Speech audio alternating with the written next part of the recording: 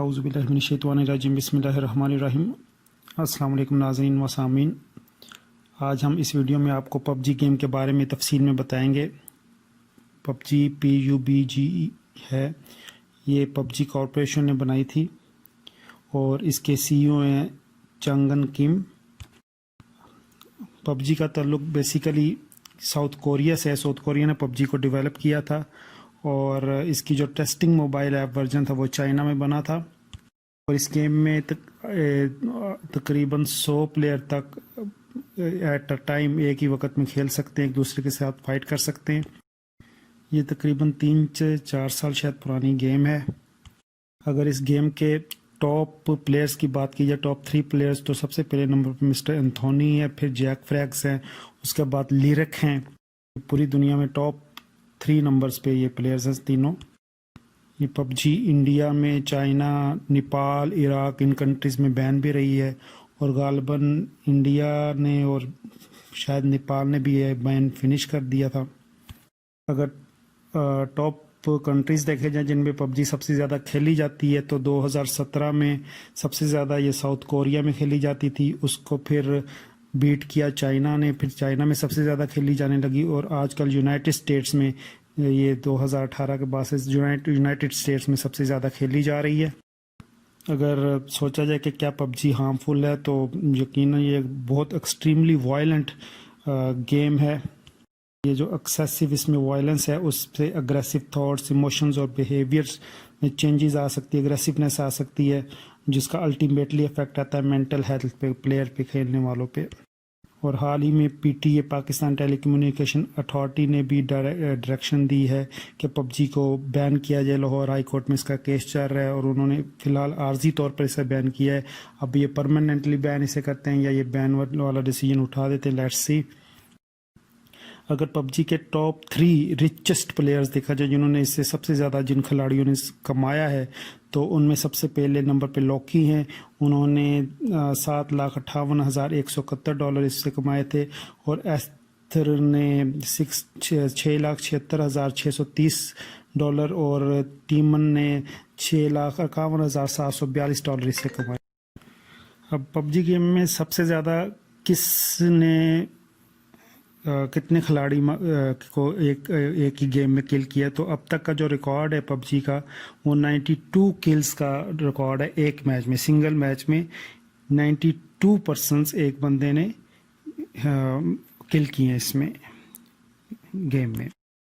और इसको मलेशिया, बांग्लादेश में भी बैन होने की बातें चल रही थी, बल्कि USA में भी डिमांड की जा रही है इसे बैन करने की।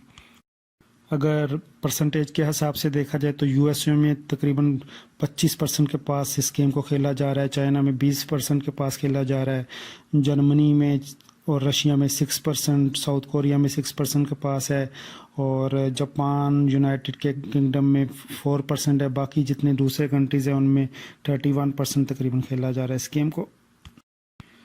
इसके बारे में यह भी कहा जाता है कि पबजी जितनी खतरनाक है, उससे कहीं ज़्यादा जो पबजी से एडिक्शन होती है ना, इसके खेलने वालों को नशा चढ़ जाता है, वो उससे ज़्यादा खतरनाक है।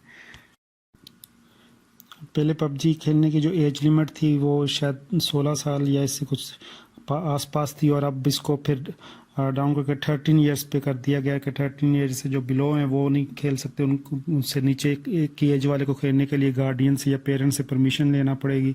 मगर ये इंटरनेट में कौन सी इधर कंफर्मेशन होती है, क्या होता है।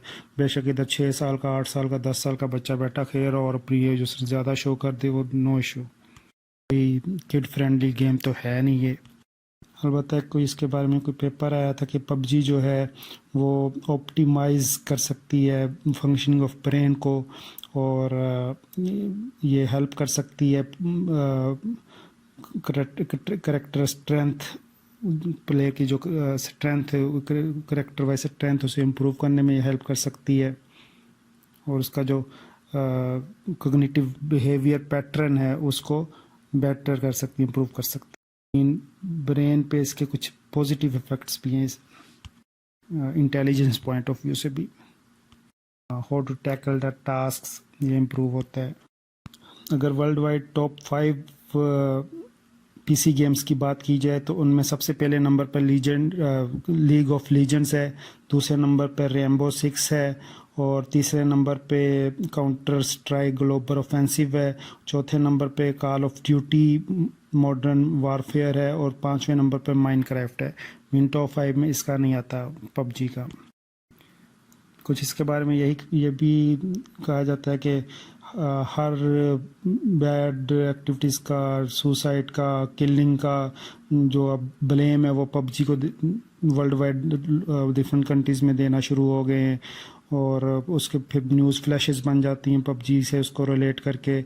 मगर पबजी ऑब्वियसली ये डायरेक्ट तो किसी को नहीं मारती, it does not kill anyone directly, मगर अगर प्री एग्जिस्टिंग उसके ये पहले से कुछ उसके मेंटल हेल्थ में प्रॉब्लम्स हो तो फिर ये पबजी में भी प्रॉब्लमेटिक टू। अलबत्ता अगर बात की जाए कि पबजी खेलने के दौरान कितने लोग मरे हैं, तो ये ज़रूर एक इंफॉर्मेशन है कि अब तक पबजी खेलने के दौरान सिर्फ एक डेथ हुई है, और उसका नाम था हार्शल डेविदास मेमैन। ये 27 ईयर्स ओल्ड था, इसको हार्ट अटैक हो गया था पबजी खेलने के दौरान। उसके हाउस में ही हुआ था, और शायद ये इसी साल 2020 के स्टार्ट में हुआ था, जनवरी के महीने में। बहरहाल अब तक पूरी दुनिया में 400 मिलियन से ऊपर प्लेयर्स इसके हो चुके हैं पबजी के, 400 million, more than it. PUBG को एडिक्टिव इसलिए भी कहा जाता है कि जब कोई इसे खेल रहा होता है ना तो उसको जल्दी क्विट करने का सोचता ही नहीं, कि खेलने के दौरान कोई कुछ काम पड़ गया, कोई अर्जेंसी होगी, उसका दिल ही नहीं करता कि गेम छोड़ के वो अपना कोई इम्पोर्टेंट काम भी करने को जाए।